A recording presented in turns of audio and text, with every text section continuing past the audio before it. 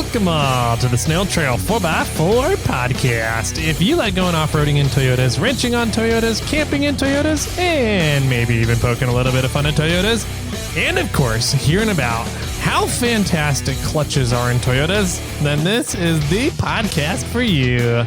That's right, ladies and germs. My name is Toyota Tyler, and joining me here in the studio once again is Mr. 14mm Jimmy Jett.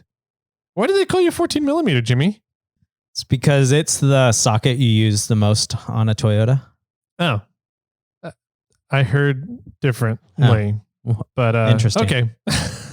What did you hear? What's the rumor? I don't know. Yeah, you'll just have to look up Jimmy Jett 14mm on Google and see what pops up there. What are you laughing at? You sure it's millimeter? Maybe it was meters. Maybe it was meters. 14 meters. Jesus Christ. Way to start off the show. Good day, everybody. I was going to go more for centimeters, but you went straight to meters, so I appreciate it. Oh, that's great. I'm there for you. Welcome to Thursday's episode here. Hopefully everybody had a great holiday weekend. Hopefully you guys enjoyed the shopping list. I know that I had to take some things from the shopping list episode and send them off over to the in-laws. Yeah, I've already ordered the wall stand for the jacks. Oh, really? Yeah, from Rough Stuffs. That's on my list. Yeah, I just straight up ordered them. Nice. And then I'll hand them to the assistant to give to me for a Christmas present or something. Wrap it yourself and be like, here, give this to me on Christmas. Jimmy from Jimmy. Yeah. We got a MORRFlate customer service email that said, hey, I just need to know what to order so that I can order it myself and give it to my wife to give to me to Christmas for Christmas. And I was like, perfect. Here you go, bud. Yeah. Hopefully everybody enjoyed that episode. We had a lot of fun with it. Yeah, it's fun. It's fun to do it every year. Mm-hmm. I put the last, I think it was since 2018 that you and I have been doing this. Uh-huh. In 2018, I did it on YouTube. Oh, okay. And then in 19 and on, we've been doing it on the podcast, and I did some on YouTube as well. Mm-hmm. It's been a tradition of ours. It's kind of fun. It is fun. I really, really, really enjoy spending other people's money. Oh, absolutely. Yeah. Dreaming. I do that every night on Facebook Marketplace. Nice. Did you put links to everything in the episode? Yeah, most everything should have links. There's a few items that like consumables that, I can't necessarily link to, but I think I added the Empire Abrasive link that we have where you can get $25 off. And I was thinking about that after the fact because it was the under $25 category and you get $25 off when you use our... So you get $5 back. Yeah. Or you get a free order. Yeah. Or you order $50 worth of stuff and keep it under 25. Yeah. Yeah, no, that's a good call. Were you able to find a buggy for me? Yeah. There's a link to a few Jimmy's frames and Bring a Trailer. Yeah, on Bring a Trailer and stuff. Yep. Nice. That's exciting. I'll have to go find the one you found. So cool, man. Yeah, there's if anybody was looking for the links to send to significant others, to family members, whatever, for your Christmas list, you can go to the show notes from Monday's episode, which is the one right before this one. Is 232? 332. 352. There you go. Hey, I get it eventually. Got it. It was some combination of 2s and 3s. If you add them together, there's 5 in there. So, yep, exactly. So 352 was Monday's episode. Go check that out. You can find all the links there in the show notes. Let's see. This is Thursday episode coming up on the end of the month here, which means that, it's actually the 1st of December now. Is today the 1st of December? Yeah. Time travel. Mm-hmm. Nice. Okay. It's December. Welcome, everybody. Probably next Thursday, we'll be doing all of the FNGs and birthdays and whatever else we got. We got to announce a winner. And a winner. That's the wiener for November. Yes. For that 3-drawer setup from Gear Wrench. The 232 piece, I think it is. 232. Yeah, they have them at the Home Depot right down the road here from here. Oh, I was in there. First Gen Mike told me to look for them. He goes, because I told him I was going to go to Home Depot to ask the guys if they needed anything for the warehouse. And First Gen Mike goes, hey, if you see any of those gear wrench kits, we could use one of those. And I was like, see him, I'll buy it, but you're sending me $200. Right. And he goes, oh, never mind then. He goes, I thought you were talking about Christmas presents. I was like, get out of here, Mike. That's a nice Christmas present. Uh-huh. I don't think it'll fit in the stockings. It wouldn't. Yeah. We need a couple more stockings up there. So we have some up in the studio right now. But yeah, they had them at the Home Depot, $200, $199. Wow. For the 3-drawer setup. It was impressive. I was like, damn, I kind of should get this for a gift for myself. I might. Yeah. I'm still contemplating about it. I have a few things that I've been thinking about buying for the house for the house swap situation, and having some tools at the house. Yeah. It's going to be really nice. Yeah. 100%. I have a question for you. Okay. When ready. It comes to, and this is a question for, I think, a lot of other people too, out there, I think it's going to be applicable. When it comes to your significant other, how much do you spend on them for Christmas presents? No, I don't really have a budget. So say, okay. I probably spend at least $100, and I probably don't exceed past 500. Okay. So that was kind of my thinking too, like, because my family, they ask me for wish lists, right? Because they don't know exactly what I want, mainly because they don't know exactly what I have. Because I'm the kind of person where I'm like, oh, I need that. I just go out and get it right away. Yeah, me too. And so I'm terrible to buy gifts for. So they always ask me for Christmas list. Yeah. And so especially since my birthday's in November. Yeah, exactly. Right? So I got November, which is early November. So it's really a lot of people don't give me a Christmas birthday gift, but like starting in October, I just stopped buying things. That's smart, and then whenever I go, oh, I need this, I just write it down on a list. Okay. And then when my birthday comes, I go, here's my list of everything I needed last month, pretty much. And then whatever's not bought on that list or things that I need in November, I hand over as my Christmas list. Gotcha. Anyways, go on. So yeah, that's kind of similar concept to what I do as well. And when I'm putting together a list for stuff, I'm usually like trying to keep it under $70. And I'm just trying to be really conscious. I'm like, I don't want big extravagant gifts. I'm not a gift person. I don't want to receive gifts, but people like giving gifts. So I'm kind of like, all right, so here's stuff. Here, you can go grab those. And so the secretary gave me her wish list. Oh, yeah. And she has a birthday on December 3rd.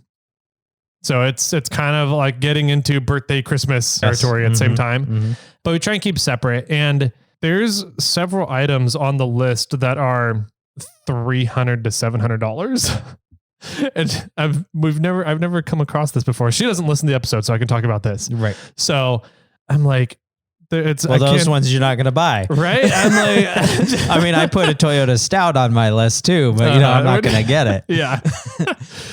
So I don't know. That was just kind of curious. Do I get one item and use my, whatever I was expecting for the significant other, right? Yeah. Or do I get multiple items at lower value, but she doesn't have a lot of lower value items on there? So which ones?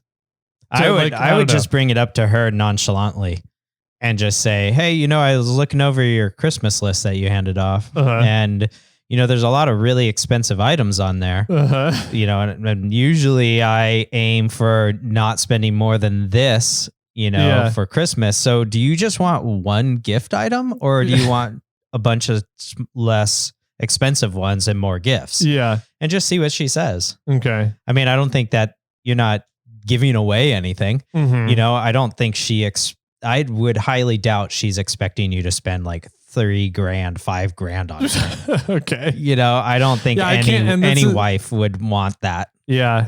I mean, there's some out there that might. They're probably not, but those families make a lot more money than we do. Yes, they do. Yeah.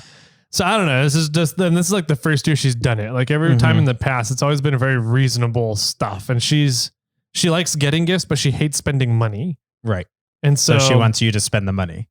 Kind of, but she's never done that before. Like she's never, it just seemed weird to get a list with a bunch of what I would consider high dollar items on it. Yeah. So I don't know. Yeah. That was Last year, just something I wanted to, I'm like, what do other people do in this situation? Yeah. I normally do. I try not to. I spend like $50 on my family, and upwards of $30 on like cousins, and on my wife. I'll spend a few $100. But last year she wanted some specific earrings, and I try not to buy jewelry. I don't want to make it a habit of me buying jewelry for somebody. But she had an amethyst ring and an amethyst pendant, and she wanted amethyst earrings. Okay. And so I went to a nice place in town, and they were a few $100 plus. I don't think they were $200. Okay. But then I bought her other items for Christmas that were around $100, so I think it kind of depends on the items, the circumstance, how things work with the Christmas giving, so. Interesting. Okay. But yeah, I mean, if my wife if the assistant wanted something that was like $300, that's all she's getting. Yeah. That's it. Like, here's your gift. Yeah. It's funny because we asked 2 years ago, we asked one side of the family for a paddle board and the other side of the family for a paddle board. Right. And the paddle boards are like $150 ish or so, and we're like, this is the only gift that we want. Yeah. Like, don't give us any other gifts. Don't, this can be from both, like your entire family, and everything. And so we got 2 paddle boards. Okay. But that's $150. So, I mean, that's how at least the assistant thinks. Yeah. I would assume, the secretary thinks something similar, but that's my guess. So if you're going to buy her a $300 gift, I think that's going to be it. But I would bring it up to her like slyly. Yeah. At some point and be like, if I get this, is that the only gift you want? Yeah. And she's like, no. Be like, okay, you're going to get a bunch of small gifts, and I'm not going to buy that big one. Yeah. Yeah. It's interesting. And the other thing that I'm not really fighting with, but to consider is that her birthday is really close to Christmas. So it's kind of like, I'm thinking about getting one high dollar item for each occasion, and then one, maybe 2 other small items from there. I don't know. Like, I'm not sure. She's never asked high dollar stuff before, which is weird because she's like, here's the $700 one, and that can cover your birthday and Christmas. Yeah. Or we get the $300 one for Christmas, or we just get a bunch of small things. Yeah. Yeah. So I don't know. Interesting. Yeah. We haven't had this situation happen before. So I was like, I'm not sure what to do. That is kind of awkward. Yeah. Just say all these have been denied and I need another Christmas list. They've been vetoed. Sorry. That's great. Cool. So I'm curious what other people do for significant others. Like, do you guys have like a mutual agreement on like, hey, no gifts over $100 and 3 max or something? I don't know, 4 max, whatever it is. Or is there a total value that people have an agreement with their significant others on? I'm kind of curious what other people do, because I've just never been in the situation before. We've never really been a big gift people. So right. And then your guys' immediate family, do you guys pick names? We used to. We used to pick names, and then it just kind of turned into a white elephant. My family, it's more when my family gets together, it's more about the fun aspect of the white elephant. Got it. And the camaraderie that comes with white elephant exchanges, right? So you get to pick on people for getting the shitty gift or stealing the really good one and fighting over it. And that's it's more of the event rather than the gifts. Right. That my family likes. Nice. Yeah. At Thanksgiving, we draw names. Okay. And then that next year we give a present to one person. So like my mom whole side of the family, that sounded weird. My mom's side of the family, I'm done Christmas shopping for. Nice. Already. Yeah. Because we do one gift to a family member at Thanksgiving. Okay. So now I only have to worry about my dad's side of the family and our immediate family. Yeah. And that's kind of nice because I'm halfway done shopping already. Yeah. Seriously. Right.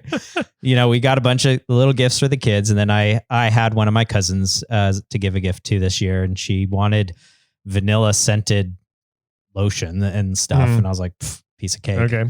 Just gave some money to the assistant and told her to go to Bed Bath and Beyond, and like, go buy me something. That place gives me a headache just thinking about walking into. Yeah. But yeah, so I mean, I like drawing names because you don't have to worry about it so much. Okay. I have one person that I have to concentrate on. Not everybody that's there, all 20 of them, that were at Thanksgiving. So it's kind of fun. But yeah, and then our immediate family, we just give gifts to everybody. Okay.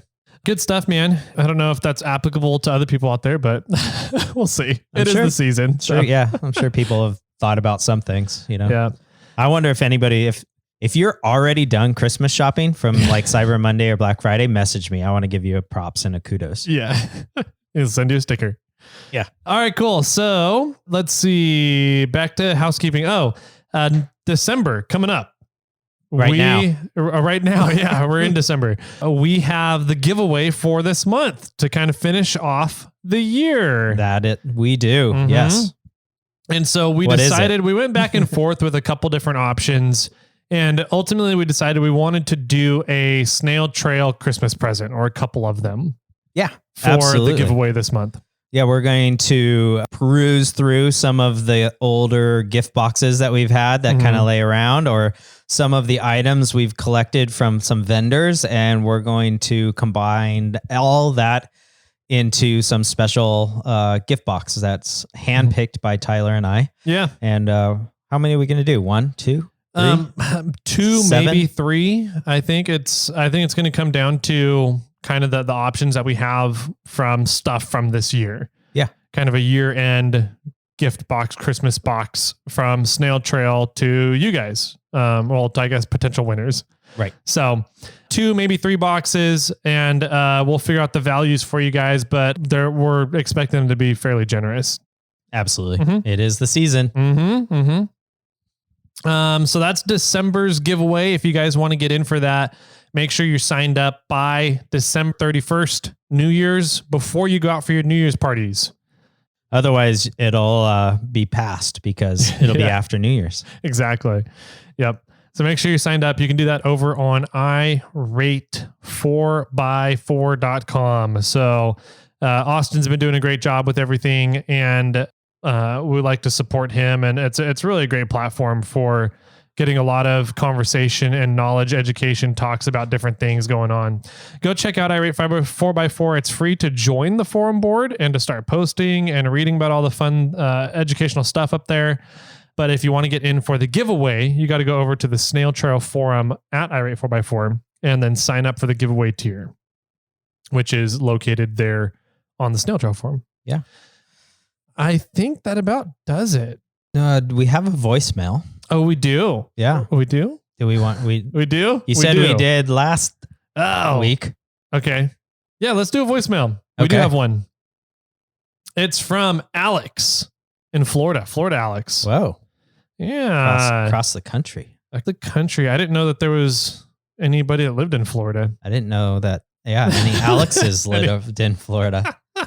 That's funny. I feel sorry for anybody that lives in Florida. Just kidding. Let's see. Okay, so voicemail from Florida Alex here. You ready to go? Let's do it. All right. Hey, Tyler and Jimmy. My name's Alex. I live over in Florida, and I was just been listening to you guys for a couple months now. You got a Lexus. Anyways, I was listening to podcast number 349, and I heard that you were pretty much done building the bar. So I had come up with a couple names you might like. Woohoo! I was thinking maybe something like the MFing bar or the MFers bar, or you do something like Tyler's Tap House, or maybe even to bring it back to the podcast a little bit, the Drunken Snail. Anyway, those are just a couple ideas I came up with. Y'all have a great day. That's awesome. That is pretty cool. Thanks, Alex. I like the Drunken Snail. Tyler's Tap House. Yeah, that one's not bad. Did you ever get the taps working yet? No, I haven't got the kegs yet. So I'm waiting on High Water Brewing. Yes. They just released a Marion Berry Blueberry Tart. Interesting. Okay. And I'm supposedly getting the first keg. Yeah. From that production. That's so cool of Barry to send you that. Yeah, super cool. But she hasn't told me that it's down at the Sacramento location yet for me to pick up. So I need to get in contact with her and see. And then the second keg we're getting is mead. and they don't have any kegs ready until like the week before Christmas. Oh, wow. Yeah. Yeah, I heard, we didn't have any kegs when we did our episode 350 recording because I guess there's like a keg shortage. It's crazy. Yeah. Mm-hmm. But Alex, those were some great suggestions. I really like them. Yeah. I don't know how much Snail Trail is going to fall into Tyler's house since he is the MORRFlate guy. And I got to share it with the secretary. And yeah, he has to share it with the secretary. Yeah. I mean, you could just say, the secretary Snail Trail bar or something. Yeah.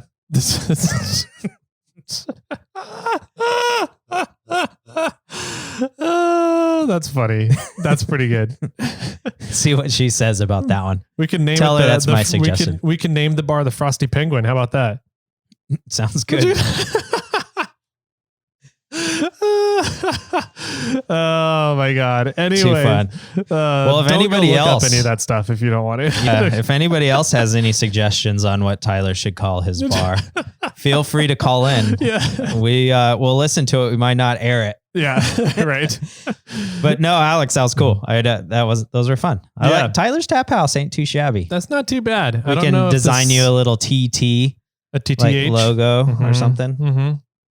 Yeah, I mean, what's cool about the bar is that there's all that space on like the front of it to put lasered plywood stuff on there. So Absolutely. If we can make some fun stuff to cut out of there, it'd be kind of neat. I just bought some little thing. I saw some Amazon deal pop up on my Cyber Monday thing, and they had like, I don't know what it was, 16 by 30 little 3 millimeter pieces of birch. 3 mil? 3 mil. Jeez. Okay. And it was like 10 or 15 pieces. Wow. And it was pretty cheap. Nice. So I was gonna just play around and do some testing. Nice. That's cool. Build a sign or something. I don't know. Yeah, build some random stuff. Mm-hmm. I destroyed the jig in my laser. Again? No, this the time I told you. Oh. And so I had to go buy some more 5 mil plywood and put it in there, and it ended up being I tried to use scrap to cut a new jig out of, and it wasn't enough scrap to build the jig as big as I needed. So I cut a big old MF logos out of them. Yeah, that looks and one good. of them's up here on the wall here in the studio now, and it looks really good. So I don't know, it's just fun. Yeah, fun figuring out what you can build and cut out of those. It's a fun creative outlet. Mm-hmm. To just, what else can I design? What else can I figure out and play with and create something, which is going to be fun. I'm going to make a welcome sign for my buddy. He's having a housewarming party. Oh, nice. I'm just going to make like a sign that he could put somewhere and says welcome to, and then his last name. Gotcha. I'm building a ho ho ho sign for MF Orion. He just walked in. Yeah, he's going to build a wreath for his house of it using the hoe. Is that because he's a hoe, or is it he's Santa? The first one. Got it. Yeah. Sounds good. To be determined. I'm pretty sure it's decided. Yeah. Let's hear. I think that does it now. We got the voicemail from Alex. So thanks for calling in, buddy. We've got December's giveaway announced. We're going to do all the FNG, new people, birthdays, all that good stuff next week. I think that does it, man. Sounds good. I say let's move over to what the hell have we been up to? Yeah, because we haven't recorded in 2 weeks, right? For the most part. Because we had the Thanksgiving episode was a shorty. Yep. What have you been up to in the 2 weeks in the shop or around any place working on stuff? Doing a lot of family stuff? A lot of family stuff. I've been helping the last weekend and a few weekends prior. Mm-hmm. I went up to help my buddy Joe, who's adding a deck onto his cabin. Oh, that's right. We talked about his nice dick. Yep. We talked about that. Charles Locke dick got back to me about that. He did. He sent me the video too. He said that it's a New Zealander. Yeah, it's a Kiwi. Yeah. I don't know if we said that on the air or not, but I thought that was funny. Yeah. Those Kiwis have a good sense of humor. I think we were talking about it being an Australian video. We said it was Australian. Yeah. And then he corrected us and said that video is from New Zealand. Gotcha. Okay. New Zealand, though, and I think you'll agree with me, New Zealand is much better than Australia. Yes. New Zealand's in my top like 3 countries I've ever been to. Oh, absolutely. It's my top one. I love Number it. one. Yeah. I love Italy, but because my family's Italian, I have family still in Italy that I go back and see I used to go see every once in a while. I haven't seen them in a while. Yeah. So that I'm sort of biased that way, or, I don't know. I love that. I love it. I speak Italian to some extent. I studied it in college. So I love Italy, but New Zealand is a very close second for not having family, or any ties to it whatsoever. New Zealand's pretty cool. Anyways, the last time I was up there, we were laying the girders, which are like the really big supporting beams that you connect the joists to. Okay. Yep. And then I missed the time that a bunch of them went up there and they put the joists in, and they did the perimeter, like put the outside kind of for the joists on. Okay. And then when I was up there this last weekend, we were putting the posts up and then putting the front like fascia on. Okay. And then really once that's done, the top is going on, and then they're going to build the rails and whatever he's doing on the top and cut those posts to a specific height and stuff. So he's almost done. Yeah. Is he going to get it all done before snow hits it? Well, snow hit it already. Oh, it did it. I was going to say, I thought he was right around that elevation. Snow hit it. So when I put when we were doing the girders, everything was dry. And then the weekend they went up to do the joists. They had to dig the deck out of the snow. Okay. And then when I was up there this last weekend, there was snow like in the shady areas in the property, but no snow around the deck. Okay. And then we're supposed to get a pretty good storm this upcoming this upcoming weekend. Yeah. So I'm not sure what's going to happen, but I don't know if he's going up this weekend or the following weekend. Okay. But to start doing the top, but soon. I mean, I'm not kind of interested. His goal is to have the deck completed before Christmas. Okay. So hopefully he can get it done. I don't know if I'm going to have time. I'm busy this weekend and I'm busy next weekend to go up, so I can't go and help him. But besides that, and what Thanksgiving going on for me, it's just I friggin' killed it with Black Friday this year. Nice. That's right. Yeah. You said that. So I've I sold about a month's worth of product in a week. That's awesome. Which is crazy for me because now like I'm used to like my weekly routine. Yeah. And now I'm like, oh crap, I've got to triple or quadruple my weekly routine. Yeah. Which is, it's a good, bad problem to have.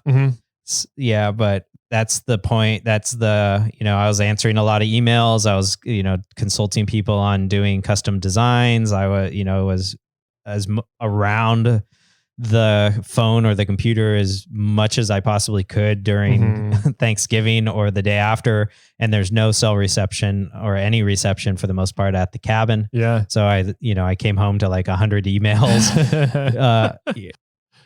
It was good. I'm now just in catch up mode. Yeah. Trying to do that. And nice. I was just so busy doing everything else before Thanksgiving that like literally driving to Thanksgiving, I went and bought the Christmas present that I needed, for the gift exchange. So yeah, but that's for the most part, that's kind of all I've been doing is, just trying to keep the family in line and, make sure everybody's okay. And did the house swap with my parents. We didn't really talk about that. We alluded to it, but Tyler came over, Hustle Nuts came over. I had a few friends from college that came over, a few friends from high school that came over. There was like 10, 11 people. 10 to 11 people there. Not including my parents. My brother was there and we moved my parents in a few hours. Yeah, I was really impressed with how much time it didn't really take for how much stuff we moved. Yeah. It was pretty impressive. We moved almost in the entire house in 3 hours. 3 to 4, somewhere around there, maybe. yeah. And granted, you're only going next door, right? Yeah. We were doing this like house swap that's next door to each other. So we threw all kinds of stuff in the truck and into Clifford and onto the trailer, and we didn't lash it down. Like sometimes we're like, "Hey, can somebody hold this?" As we're like, stand on the edge of the trailer and hold this there, or walk next to the trailer and hold it. Yeah, exactly. As we're idling down the road. Yeah. And then, and then we just unloaded it. And so my parents are now officially living in the new house. Mm-hmm. And since then, which it's been about a week now, Mm-hmm. they're pretty much out. Like almost everything is out of the house. When some of the items that didn't get moved are like the bathrooms, because they're just random stuff, Yeah. in the bathrooms, and the kitchen. What, and there's all like people, I think, underestimate how much crap is in a kitchen. Oh yeah. It's insane. My parents are like, we did like 25 boxes of moving shit out of the kitchen. I'm like, well, maybe you got too much shit, or there is just a lot of stuff there. So, but now all that has been cleaned out. The only thing really left, there's some random stuff like on the ground in the house, and then the garage, which needs to be cleaned out. Yeah. So since it might be raining this weekend, I'll probably still go out to the toy drive for a little bit, but then I might go home and start doing some demo on the the new house to us. I'm not sure what to call this. It's my old childhood home. Maybe I should say that. Yeah, your childhood home. Doing the demo on the childhood home that we're going to move into. Mm-hmm. That'll be fun. I'm going to I've been looking, and I maybe have missed the boat, but I'm really trying to decide on what power tool line I want to get. Mm-hmm. I've been leaning towards, I have Makita right now. I have 2 Makita batteries, and I have their impact and their drill. They're old. I really had them for like 10 years at least. Mm-hmm. So they Makita now already has better ones out, like brushless, mine aren't brushless. But I was looking, everybody tells me to get Milwaukee. The assistant has some Ryobi stuff, but it's all the 40 volt. Okay. Mm-hmm. I'm kind of in the mindset that we're going to get 40 volt Ryobi things for around the house, like a weed eater or the leaf blower, or hell, maybe even one day a lawnmower or something, hedge trimmers or whatever. That the 40 volts probably going to be Ryobi, but I'm not sold to leave Makita yet. I'm not sure if I want to leave Makita, but I have been doing a little comparison research, and Milwaukee does have slightly better tools. I would go as far as say they're probably compatible in wear and tear and quality wise. Okay. But go and look at, if I used the 3/8 impact wrench and compared to the, Milwaukee to Makita, it's like 1,600 foot-pounds of torque for the Makita and 2,000 foot-pounds of torque, for the Milwaukee. Okay. And one of the ones that I really threw me for a loop, and I'm not sure how it works out, but the Makita right angle 3/8 driver. Yep. Mm-hmm. Wrench. The 3/8 ratchet. Yep. Goes to the Makita one goes to 35 foot-pounds of torque. Okay. The Milwaukee one goes to 200 foot-pounds of torque. And then I went to go look at Ryobi's just to get a comparison. Ryobi's goes to 35. Interesting. And so I'm like, are they? I wonder if they're listing, because there's I don't remember what the correct term is. There's takeoff torque and put on torque, right? Essentially. Yes. Those are 2 different ratings for power tool. So I wonder if Milwaukee is advertising the takeoff torque, whereas Makita and Ryobi are advertising the put on torque. Yeah. The Makita or the Milwaukee one had a blurb that said the auto set feature is 15 foot-pounds of torque. Interesting. So, yeah. And so all in all, what I'm learning or kind of going down this road is Makita seems to have a step up, but you mean Milwaukee? Sorry. Yes. Milwaukee. Thank you. A slight step up, but is it worth me changing brands for that slight step up? I don't know.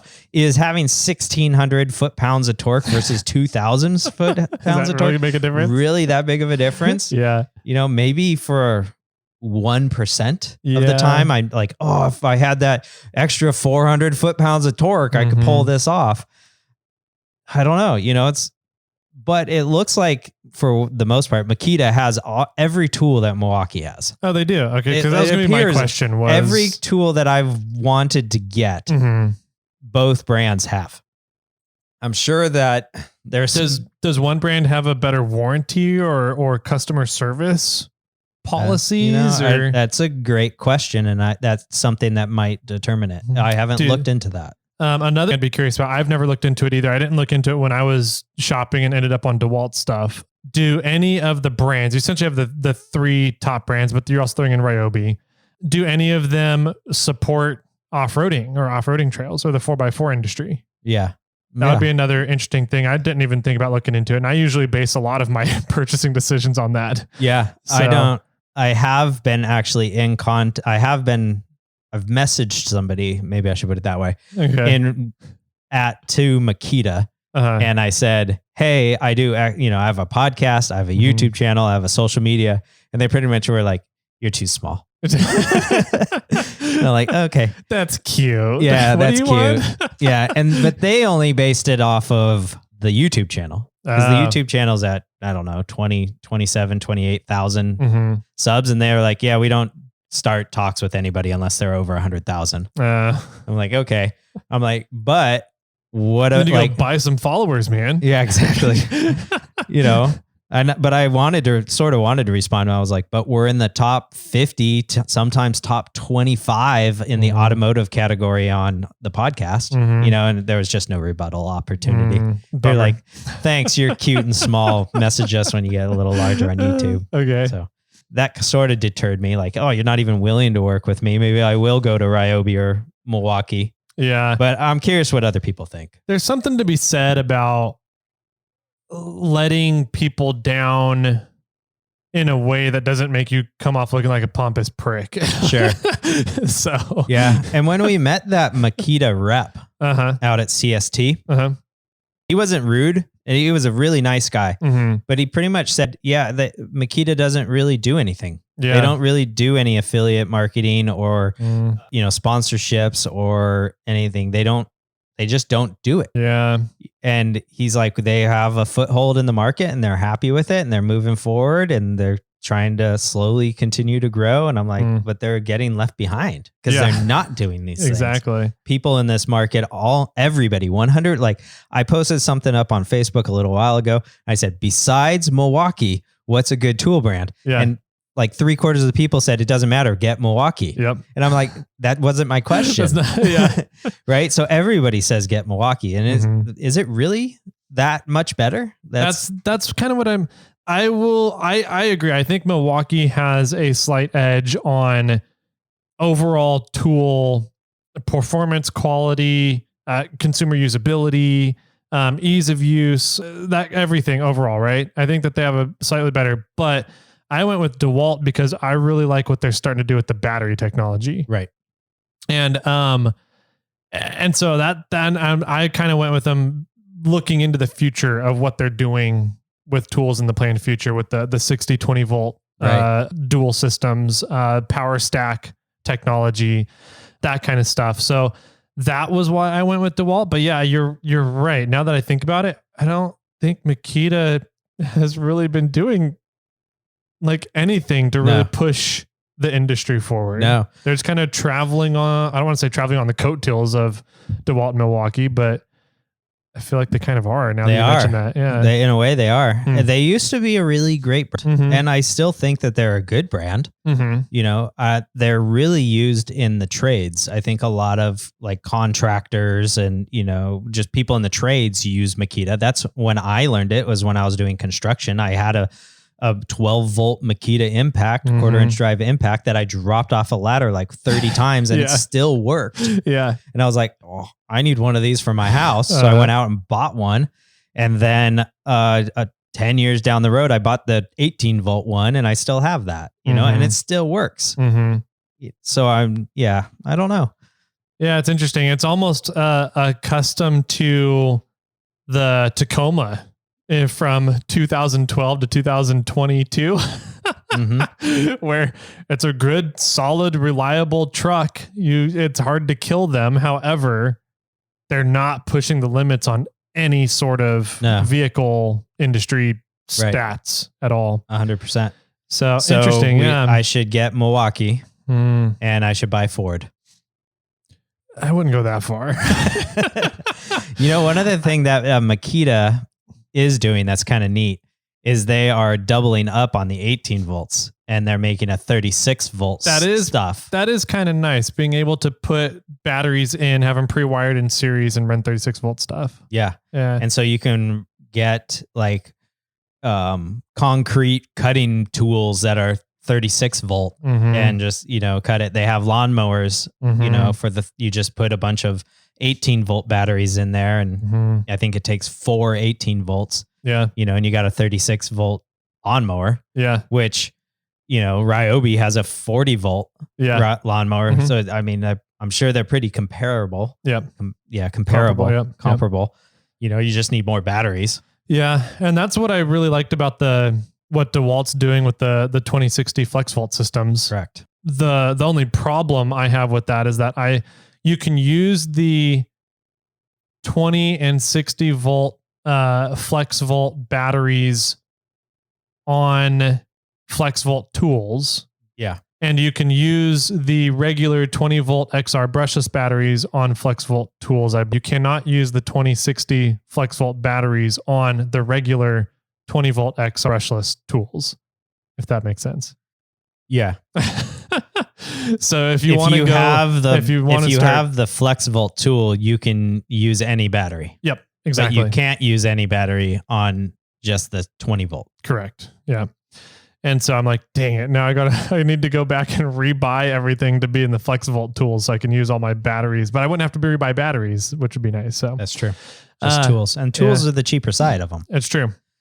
So anyways, if you have advice or suggestions for me, let me know. And I would appreciate it if you had reasons for it. Just don't tell me, buy Milwaukee. Tell me why. What's your suggestion? Why do you think that? Exactly. What is the point behind it? I understand that they're great tools. I think any of, these tool manufacturers out there, from like Rigid to Bosch to Metabo, any of these companies are going to be fine. It's just a matter of like, is there a reason I should leave Makita and go to Milwaukee? Yeah. Like, what is the reason, or any other brand out there?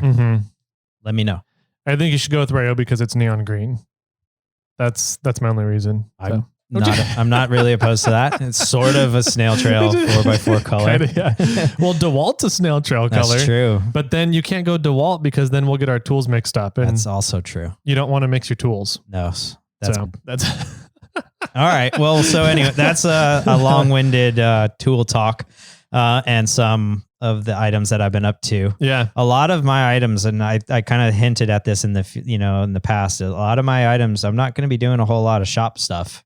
I've got at least probably 2 houses that I'm going to have to fix up in the next matter of months. That's true. You're going to be doing a lot more construction trade stuff. Yeah. Yeah. So I've got a few of those. One of the things at the cabin, Joe has this chop saw miter saw. I don't know if it's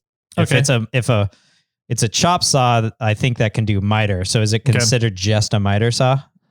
That's a good. I don't know if miter saws are also considered. I mean, I would imagine because miter saw. The whole point of a miter saw is to be able to put an angle in your chop. Oh, is that what it is? So this one you can also pull. Like it'll chop, so it's sliding. It'll slide, but it'll do angles also. Okay. And regardless, I'm not sure the technical term for that, but after using that this weekend, I'm like, oh, I need one of these for the house remodel. Yes. So I have a wired, what do you want to call that? Just the blade. Chop saw, I guess. Circular saw. Yep. I have a wired circular saw that works great. But after using that this weekend, I was like, damn. Having a wood cutting chop saws are super nice. And having the ones that go down and slide as well, they're even nicer. You can get more jobs done, more production done. Yeah, 100%. So I'm serious tools here in the future. Nice. Look at you. Yeah. It's always a good excuse to get more tools. Right? That's what I told her. Yeah. I used the same thing. If I'm going to do this house remodel, I'm going to need some tools. Yeah. I will say, I also had an old 18 volt Makita, 1/4 inch impact, and the DeWalt one works a lot better. Yeah. I don't know if it's just because it's newer or it's newer batteries. Maybe my batteries were going out and getting old. I don't know, but I've been having that made building the bar so much easier. Sure. I mean, and now as you know, Joe purchased a Makita set. A Milwaukee set. Those things are so close in names. I've been mixing them up. So he had like a brand new brushless 1/4-inch drive impact Milwaukee that has like 2,000 foot-pounds of torque. Yeah. And I had my old Makita. Your old 18-volt Makita? 18-volt Makita that's brushed and over 10 years old. And the Milwaukee spun circles around it. Yeah. But I think my Makita only goes to like 50 foot-pounds of torque, and that thing goes to 1,000. I'm not sure what the other one did, but it took like in the amount of time to drive a screw in was 5 times faster. Yeah. And that was kind of my thinking too with the DeWalt one that I have now. Right. Yeah. And I think it's just new technology. I do too. I think the brushless motor goes a long way. I think that the newer batteries being able to put out the full voltage. Our batteries lasted about the same time. Oh, okay. Which is interesting. And he was running 5 amp hour, 5 amp hour, and I was running 3 amp hour.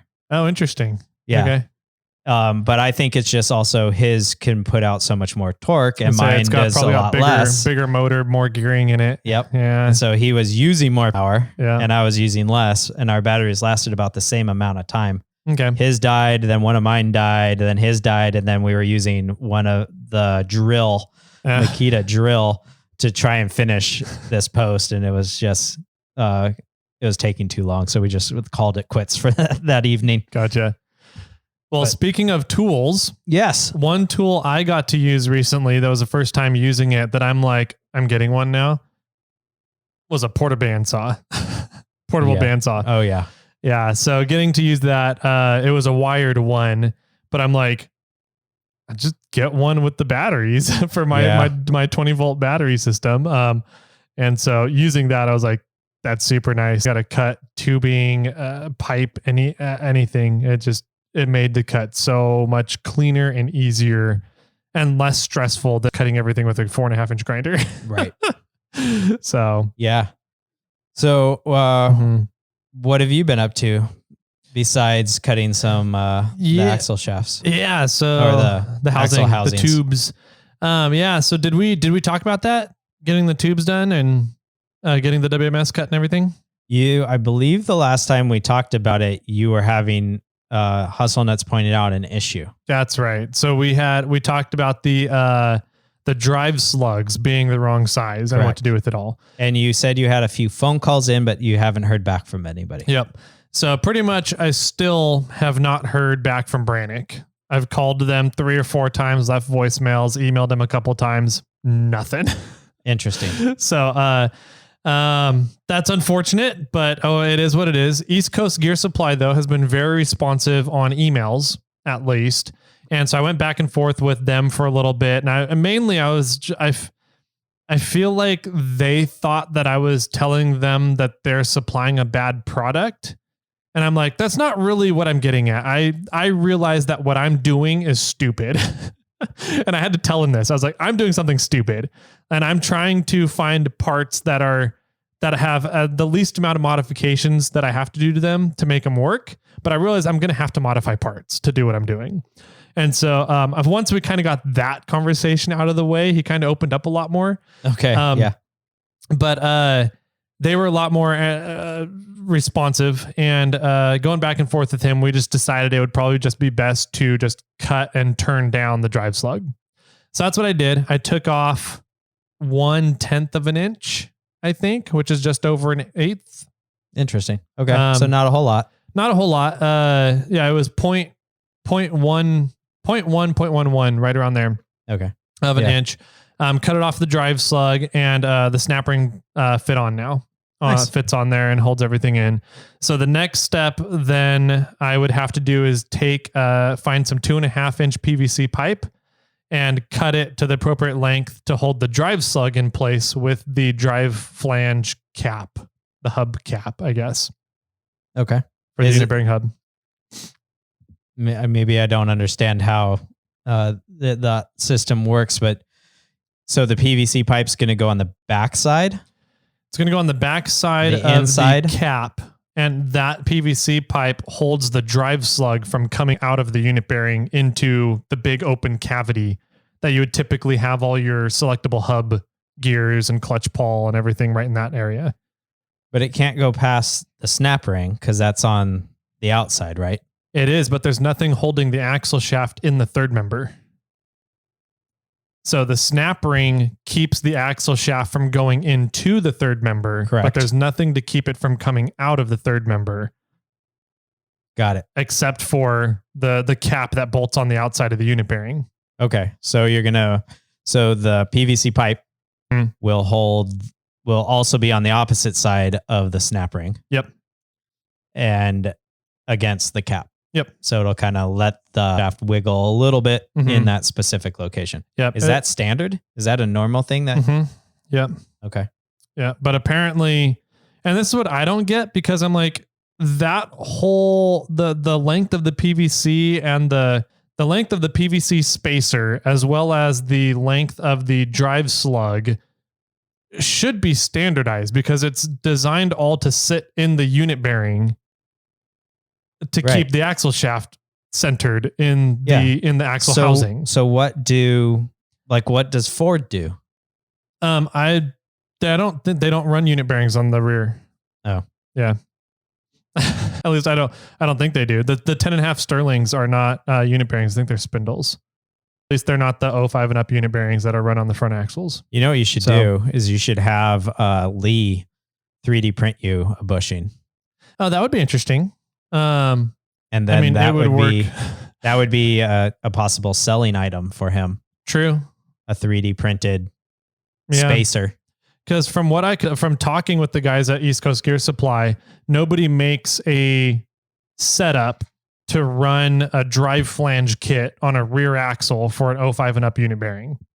They're all set up for a front axle application.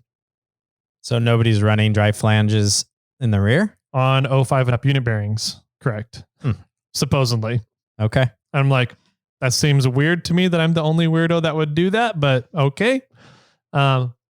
So anyways, I got the axle housing cut to the WMS, and from Diamond, the axle tubes, I only cut off like 3 inches of it. You're going to be so wide. Yep. So my final WMS, after getting kind of everything lined up, the axle tubes cut, the weld cups welded on, and then the unit bearings onto the weld cups, and then measuring the WMS, I am 72 7/8 inches. Oh my gosh. Wow. You're going to have to get a positive offset wheels. I think I might have to. So I kind of did the math. If I take 9-inch wide wheels with a 4.5-inch back spacing, which is a 0 offset. Yes. Then I should be right at like 87 3/4 inches for track width from the outside of tire to outside tire. Jeez. And the Barrett Lake gate is 87.5, 87 3/4, right around there. So I'm like, I might try and find some positive set wheels to run it. So we'll see. That's stupid wide. Right. It's going to be amazing. I'm so excited. So anyways, that's my WMS. I got the weld cups welded on. The unit bearings are kind of in place.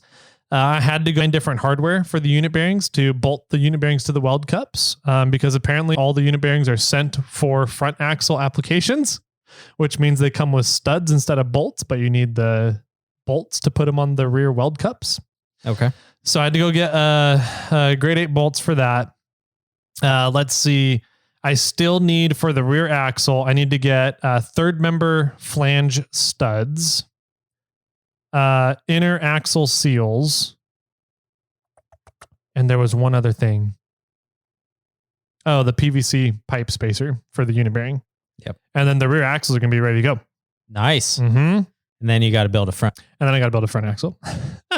So here's the thing. I was going to try, and my whole goal was to get all this done King of the Hammers at the latest.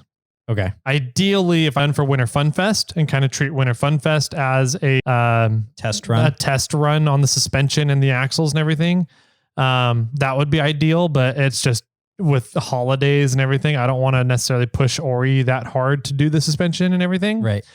Especially with cutting off the frame and building a whole new frame and all that. So I think I was like, all right, I'll be happy with King of the Hammers. However, we're in talks with 4-Wheel Underground, Brian. Yes, we are. To get some kits and in exchange do some sweat equity marketing for him, help him out on some marketing stuff.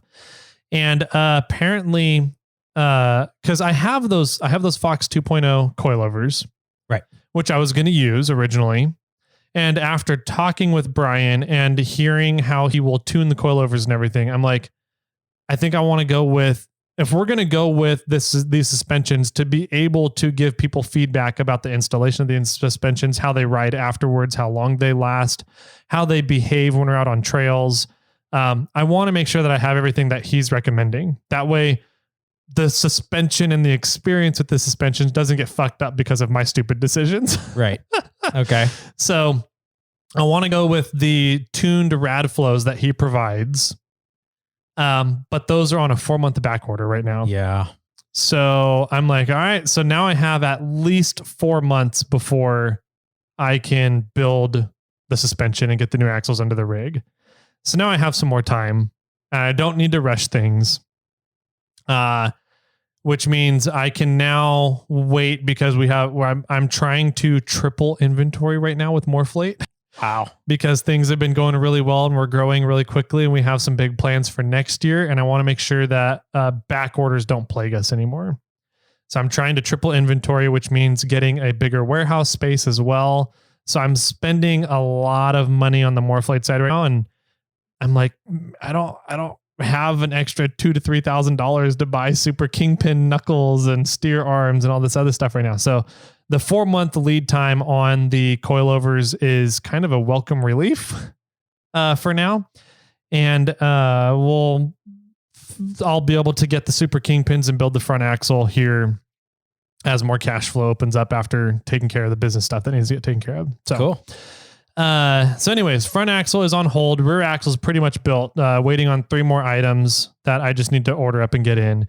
Yeah, that was what I did on the axle side of stuff. Cool. Sounds good. I mean, I'm excited to hear how the front goes together. I think that'll be really interesting and see if your game plan is going to actually work. Yeah, we'll see. I think everything's going to go together. It's just a matter of, with knowing how much I cut off of the rear axle, I don't know if I have any room to cut off the front axle because the diff is offset. But if the diff is offset, but I still need to keep it that wide, I don't know if I'm going to have enough on the long side, enough axle tube on the long side for the front axle. True. And they come centered. Uh-huh.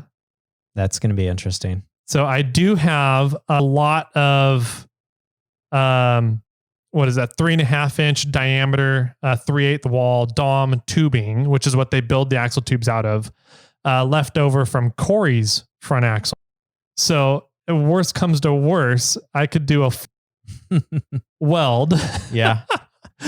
And put together the leftover tubing from Corey's front axle to extend the long side on my front axle if I need to. But that'll be worst case scenario. And that I'm going to have for sure Hussman come over and help me out with to make sure I do the full pin weld right. So you do need to cut more away with a front axle than the amount you would need to cut on the rear axle because of the steering components and everything takes up additional space. That is true. Yeah. The question is, is it enough? Yeah, exactly. Because you cut 3 inches away. How much more is all the steering components going to take? Plus you've got to move that center section like a foot to the driver's or passenger side. Passenger side. Yeah. So is it going to be 10 inches less that you have to cut? It's going to be interesting. It's going to be fun to do all the math and figure that out. Yeah. On a plus side though, Rough Stuff, just, they put a post out on Instagram. They made an 8-foot wide axle housing. Oh, geez. I was like, well, that's what I need for my There you front go. axle. Yeah. Somebody's going super wide, huh? Yeah. I was like, man, that looks good. Right.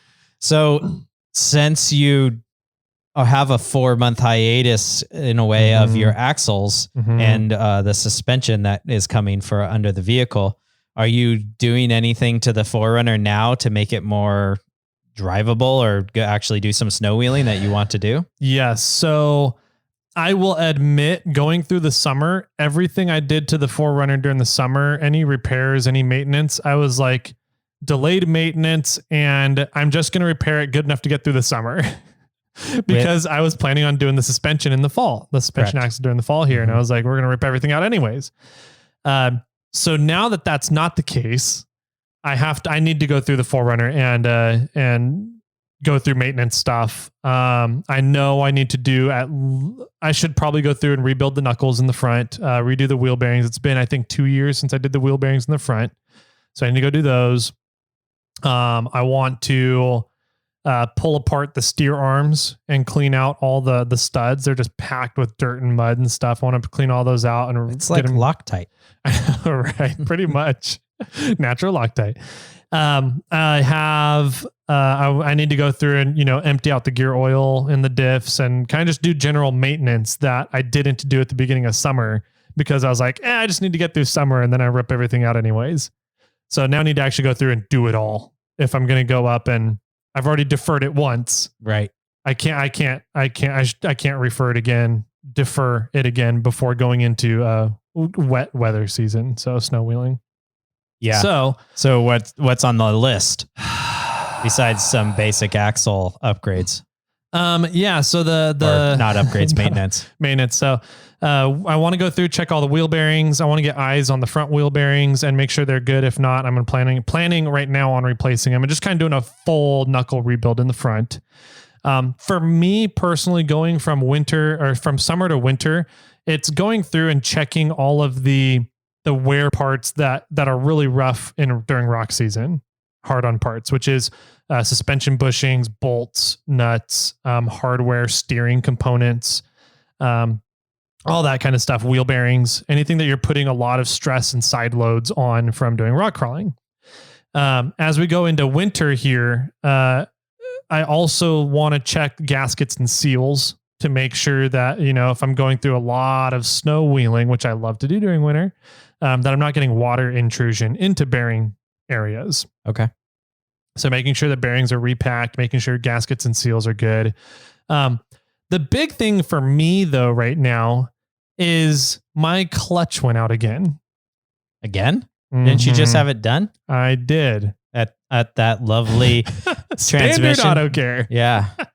No, it turns out Standard Auto Care is going out of business as well. So I think it's more that the guy is retiring, but okay. I can't say what's going on. So we're not on speaking terms, needless to say.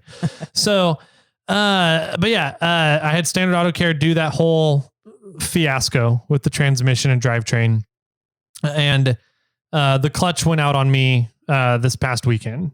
And so I went looking into it, and after I wasn't sure. And this is kind of another reason why I don't like shops to do my work, is because it always lingers in the back of my head. Did they do something? And I won't know until I dig into it all and look at it. Right. And you did that though. I got because you found out that there was a bolt missing from the flex plate, right? On the pressure plate. Yeah. Yeah. So on the pressure plate, there was a bolt missing. I replaced it, but I never took the pressure plate off and looked at the clutch and looked at the pilot bearing and the flywheel and everything.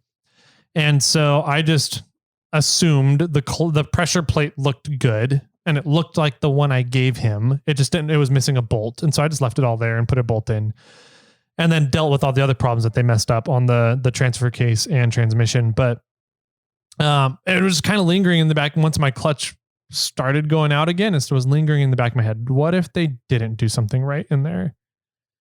And so I went and pulled the drivetrain Sunday night. And what's really interesting was I didn't know what I was looking at. I mean, I'm I'm a noob when it does come to clutches and knowing a lot about clutches, but the clutch I pulled out didn't look like any clutch I had ever seen before, the clutch disc. Oh. And I was like, what did it look like? So I don't know if I don't think I can describe it. It was a ceramic clutch disc. So if you know what a ceramic clutch disc looks like, that's what it looked like. Yeah. which looks very different from yeah. normal So disc. a normal clutch kind of has a bunch of fins, I would sort of say, or a pad that has a solid pad all the way around the clutch. Yeah. Where the ceramic one had, it's almost like fingers that come out. Yeah, like fat fingers. Yeah. It's like 6 spokes off of a wheel. Yeah. It's a good way to And put it. on the tip of it has a ceramic pad. On either side. Yeah. On both sides. Yep. Right. And then at the end of all 6 spokes. Yep. So that one only had, in a way, 6 contact points, where a standard clutch, in a way, has the entire surface of the clutch surface. Yeah. So when I pulled that out, and I'm like, I'm looking at this side by side with the normal clutch disc that I'm used to seeing. I'm like, this doesn't look anything like this. What the fuck is going on? Right. Yeah. Yeah. And so I started digging into it, and I dug deep into clutches, and I was like, okay, all right, I want to know everything there is to know about clutches now. And granted, I didn't learn. I know I didn't learn everything about clutches. There's way more, but I got to do a bunch of research. I got to learn kind of get to learn everything about clutches that I really wanted to know, but I learned enough to know kind of what I'm looking at and what we're talking about when it comes to rock crawling applications. Okay. And street driven applications. Yeah.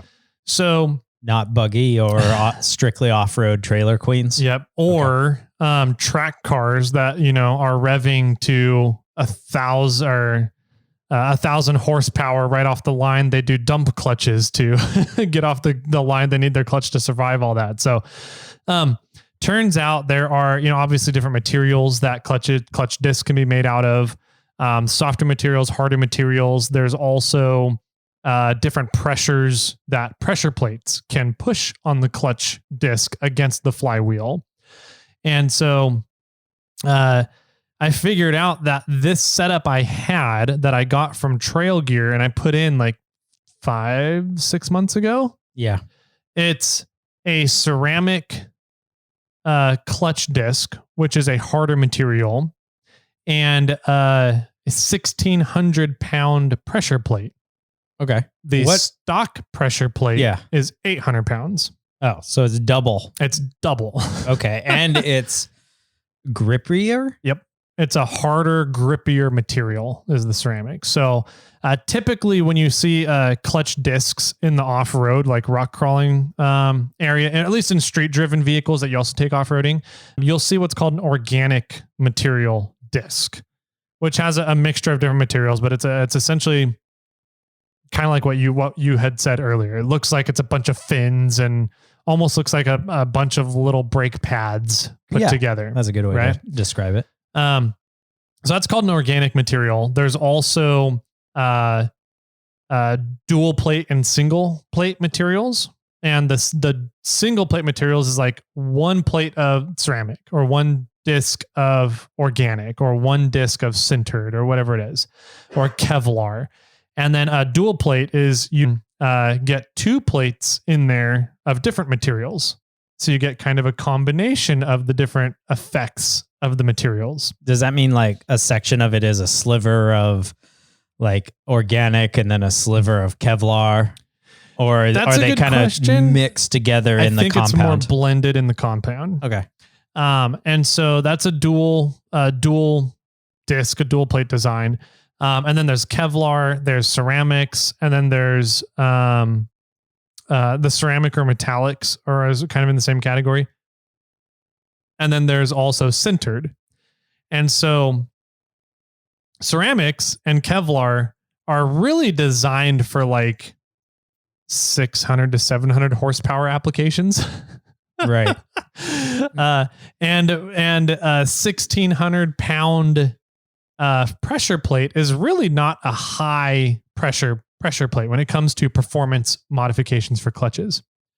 You can see clutches up as high as like 3,000 to 3,500 pressure plates. Wow. That's and so good. those are really designed. You find that with like a Kevlar ceramic or a sintered clutch disc to really be an on-off switch for high horsepower applications. Like you're jumping off a line at 800 horsepower or something. Right. So, my setup, the setup that I got from Trail Gear, which is what they sell for 95 to 2,000 for Tacomas, the 3.4 engine, right?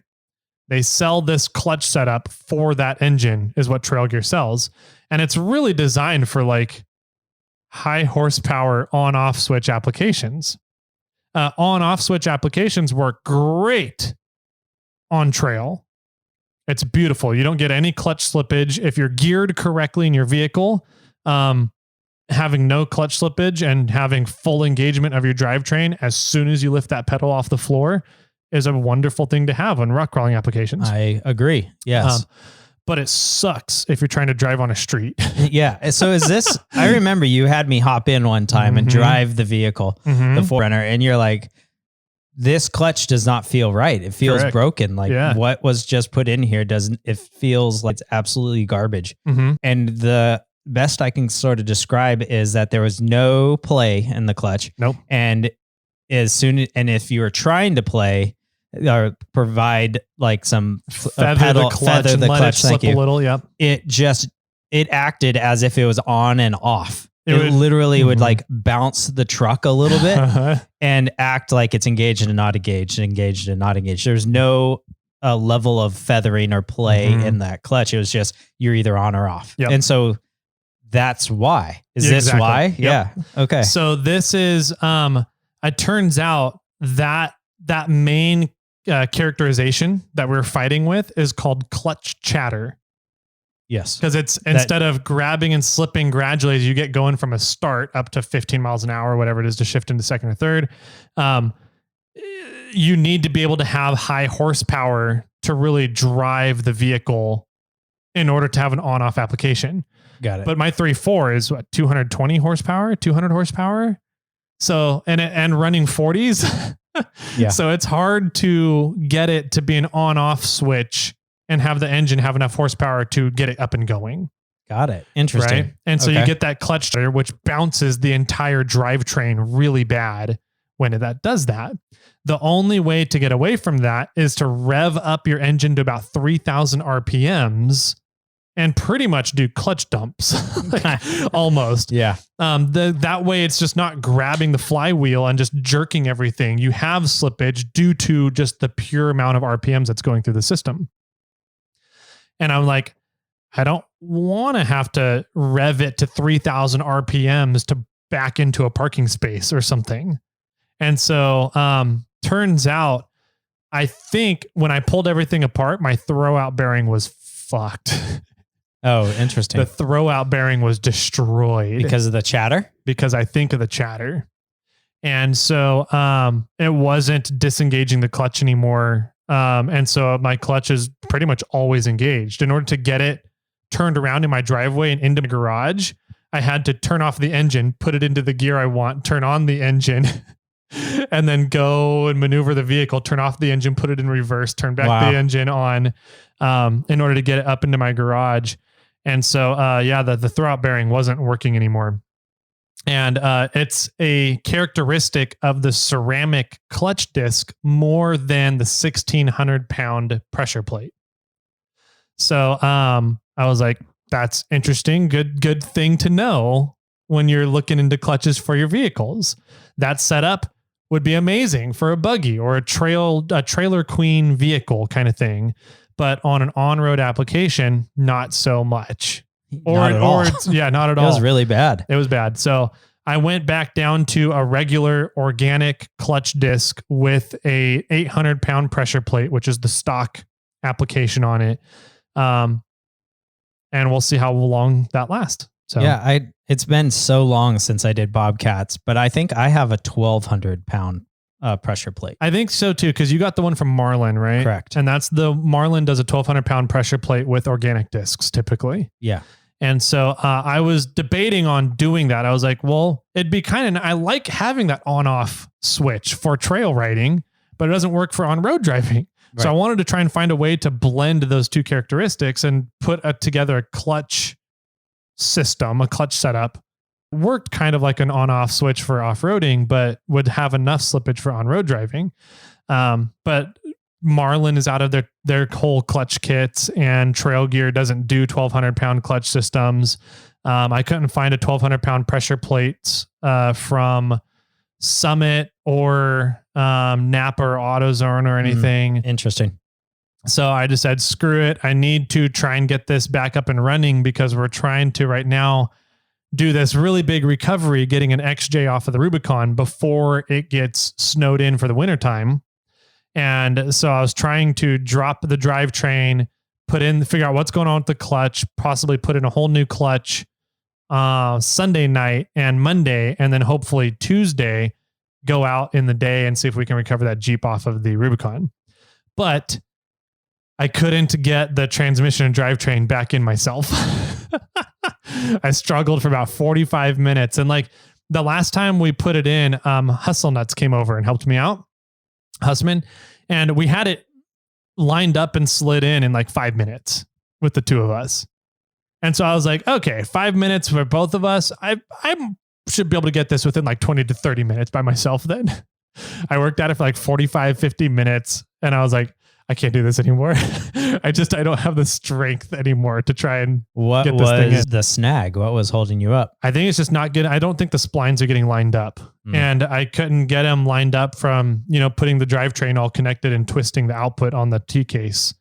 So I think I just need a second hand in there to help me maneuver the drivetrain while turning the output in order to get it to slide in. Yeah, that makes sense. I remember when I changed the clutch on Charlotte, and I took the whole thing apart myself, and I was gonna put it back together, and then did you come? Somebody was over at the house. I didn't help with Charlotte. I helped with Bobcats. Okay, clutch when you did Bobcats. Yeah, and did we do Bobcats? We did Bobcats with the swappy swap.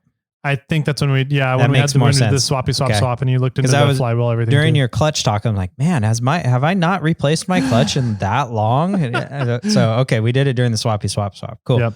But somebody happened to come over like right when I was throwing the transmission in to Charlotte. And I was like, thank goodness. Like, I need a second hand. I need a second hand. Just, one to shake, like just shaking the transmission while somebody's twisting the output shaft. That's really what it comes down to. So you can try to get those splines aligned. Yeah. So then everything engages and slides together. Yeah. Yeah. It's really pretty much it. Obviously it's like a 2-person job. Yeah. I thought I could do it because I was like, I have a really nice transmission jack. I can get it lined up in the angle I need to, but it just wasn't. I was like laying under it with one hand on like. Yeah, I was feet on the transmission jack. Yes, I was laying between the transmission jack and its legs. Like I was on top of its legs with my feet up on the bell housing and my hands on the transfer case. Yeah, trying to like lift and shake this whole thing around while turning the output. And I was like, I can't do this. Right. So, and that's like a really safe position to be in if something slipped. Yeah. It was nerve wracking for a while. You look like jail Rodney. As boot. Yeah. So anyways, wasn't able to put it back in myself. So, I'm going to need to like bribe somebody to come over and, help me just get another hands on the drivetrain to get it in. But what do you have? Well, I was hoping to have some Mary Berry Blueberry Tart.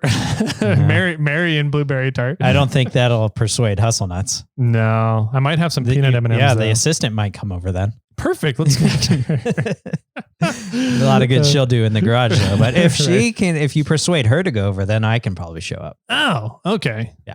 We got a strategy now. There you go. Yeah. I like the idea of just laying down a trail of peanut M&Ms one at a time from Roseville to my house and see how long it takes Husband to show up. That would be great. Now, so that's where I'm at with the 4Runner right now. I think after I get the clutch put in and set up, I was able to look into why my transfer case is leaking, and it's leaking out of the breather on the twin sticks.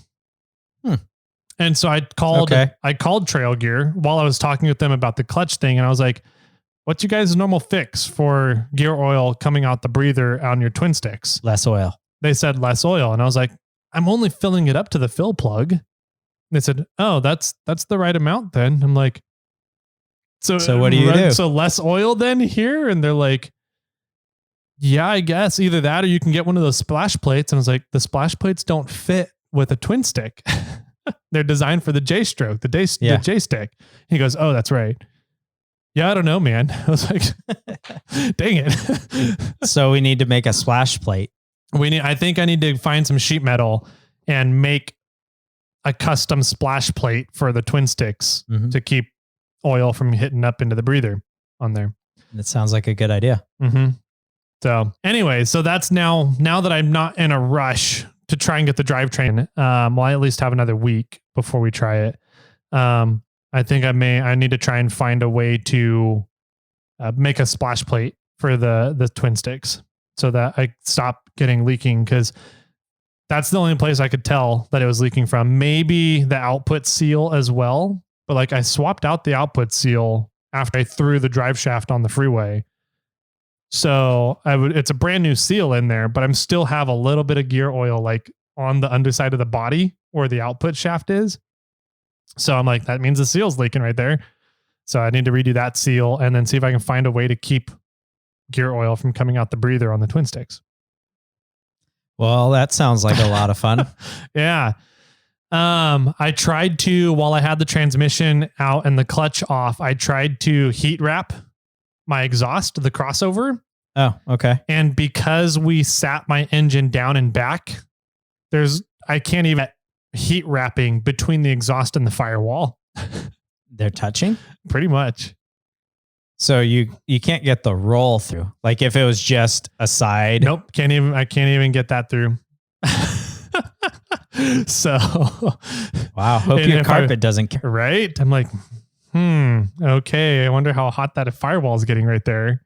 But that could also maybe explain why. Well, I don't know. I don't know. I don't know. I redid the water pump. Okay. And it seems like driving it around, the temperature really isn't going above 194 anymore, 195. But I haven't gone on a long trip yet up the grades to figure out if it'll go or not. Sure. So what's going on? We've been here before. Yeah, right. We've gotten to the problem where it's good for driving around town, but once you go on that long trip. Yeah.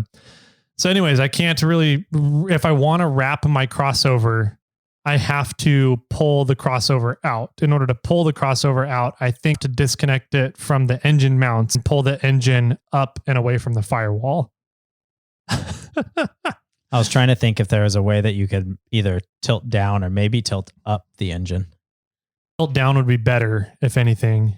Or at least have the crankshaft on the front, all the pulleys and everything go down, if that's what you meant. So that would lift the rear? Yep. Yeah. I don't know. It's I got to figure out that one if I want to go through the effort of trying to heat wrap the crossover or not. Mm-hmm. But anyway, so I got to do the crossover, put the drivetrain back in. I did get new transfer cases. Okay. So I'll be able to put those in now in this whole process and put it all together, and then hopefully go and do the recover next Wednesday is what we're aiming for, December 7th to go. But we're supposed to have that big storm coming in this week. So if we get 5 to 6 feet of snow, it's going to be a bitch getting into winter camp on the Rubicon in 5 to 6 feet. Yeah.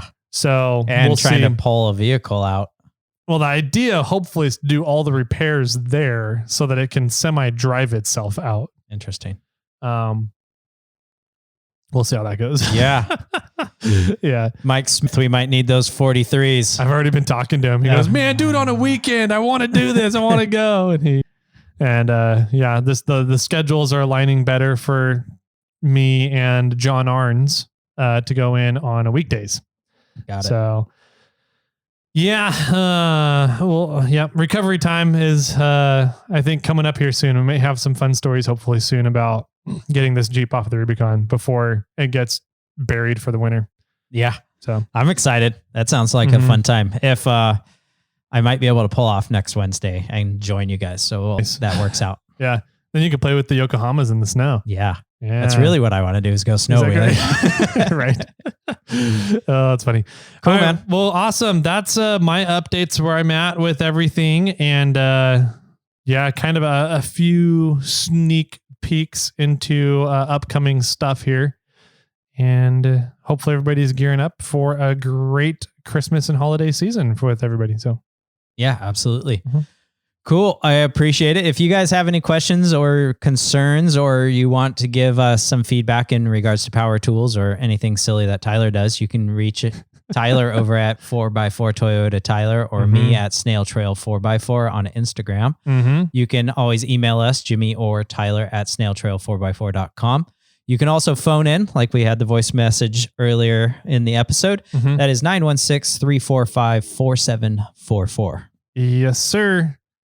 And if you want to pick out clutches for stuff and you have a 3/4 swap in your vehicle with an R150 transmission, make sure that you know if your R150 transmission is from a 3.0 or 3.4, because the bell housing and the input shafts are different Interesting. on them. So Good to know. you need to match your throwout bearing to the transmission and the clutch to the flywheel.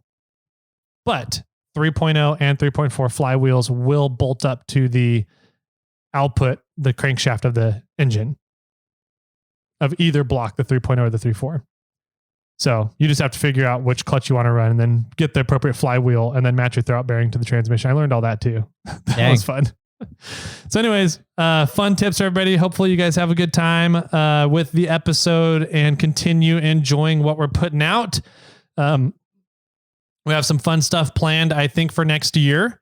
Some fun updates to the show. And we're going to be excited to roll those out, I think, starting around January-ish to have some fun for next year and some updates to the Snail Trail 4x4 podcast, everybody. So, Jimmy, do you have any final words for everyone? Let's go play in the snow. And with that, my friends, keep crawling.